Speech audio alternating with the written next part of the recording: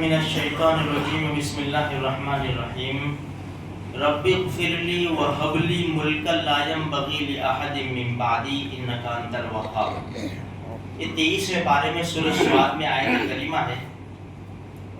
اس کا ترجمہ یہ ہے، سلیمان علیہ السلام نے اللہ سے دعا کی، اے اللہ مجھے بخش دے اور مجھے ایسی حکومت دے، ایسی سلطنت دے کہ میرے بعد کسی کو ایسی نہ ملے، دینے والا تو ہی ہے۔ ہم جانتے ہیں کہ ساری دنیا پر حکومت کی ان کی، ہوا تابع تھی، جنات ان کے تابع تھے، پورا ان کے جیسی حکومت کسی کو نہیں ملی۔ اچھا اب یہ یاد رکھیں، ہم دیکھو دنیا میں بسنے والے ہر انسان کے پاس دو چیز قیمتی ہے، ایک جان اور ایک مال، اور مسلمانوں کے پاس ایک اور چیز بہت قیمتی ہے، وہ ہے نیک اعمال، وہ مسلمانوں کے پاس ہے۔ اب جتنی قیمتی چیز ہوتی ہے نا، اتنا حملہ اس کے اوپر ہوتا ہے، جان پر بھی ہوتا ہے، مال پر بھی ہوتا ہے نا، اعمال پر بھی ہوتا ہے۔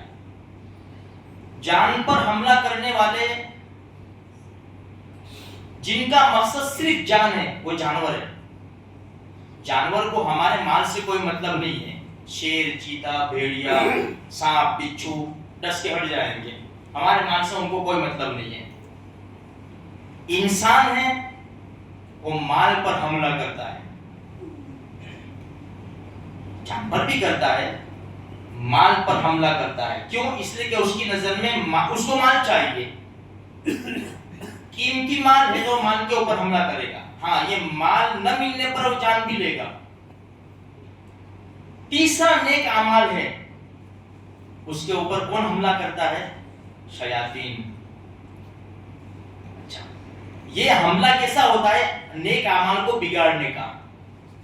اب مسلم شریف کی روایت سنو، ابو ہریرہ رضی اللہ تعالیٰ عنہ فرماتے ہیں کہ نبی کریم صلی اللہ علیہ وسلم نے ارشاد فرمایا، میں رات کو نماز پڑھ رہا تھا۔ رات کی نماز اللہ کسی کو دیتا ہے، بھائی مانگو، اللہ سے مانگو، تہجد مانگو، اللہ کسی کو دیتا ہے، مانگنے پر ملے گی انشاءاللہ، کوشش پوری کرو۔ ہمارے نبی فرماتے ہیں رات کو نماز پڑھ رہا تھا، ایک بڑا جن آیا میری نماز خراب کرنے۔ اللہ اکبر، کتنی قیمتی چیز ہے نماز، جو ہم نماز میں ابھی حاضر ہوئے، کتنی قیمتی چیز ہے۔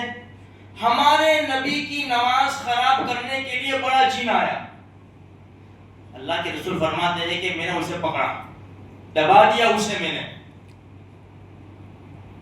اگر میرے بھائی سلیمان علیہ السلام کی دعا یاد نہ آتی تو میں اس کو ستون سے باندھ دیتا، لوگ صبح کی نماز میں دیکھ لیتے اس کو، لیکن مجھے میرے بھائی سلیمان علیہ السلام کی دعا یاد آ گئی کہ اللہ میرے بعد ایسی حکومت کسی کو نہ دے رہا۔ ہمارے نبی کے بارے میں تو وما ارسلناک الا رحمۃ للعالمین، سب خزانے کی چابیت دے دی، بات سمجھ میں آئی۔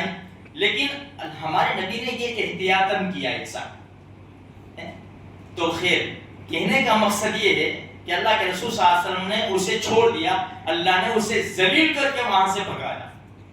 تو سیکھنے کیا ملا میرے بھائیوں؟ یہ نماز اتنی قیمتی چیز ہے نا کہ ہمارے نبی کی نماز کو خراب کرنے کے لیے جنات آ گئے تھے۔ اس لیے ہم نماز پڑھیں نا، وسوسے آوے اس کا خیال نہ کرو، لاؤ مت، وہ تو آئیں گے، یہ ہائی وے ہے بھائی، گاڑیاں چلتی رہے گی۔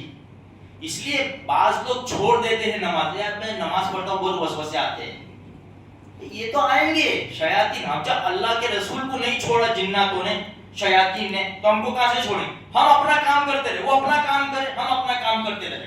جس کو بہت زیادہ خیالات آتے ہیں نا، برے خیالات، بہت ساری شکایتیں ہوتی ہیں کہ بہت برے خیالات آتے ہیں، اس کو چاہیے لا حول ولا قوت الا باللہ، یہ پڑھتے رہے، چلتے پھرتے اٹھتے بیٹھتے، انشاءاللہ یہ برے وساوس کم ہوتے اللہ پاک دور کر دے گا انشاءاللہ۔ اللہ پاک کہی سنی بات پر عمل کرنے کی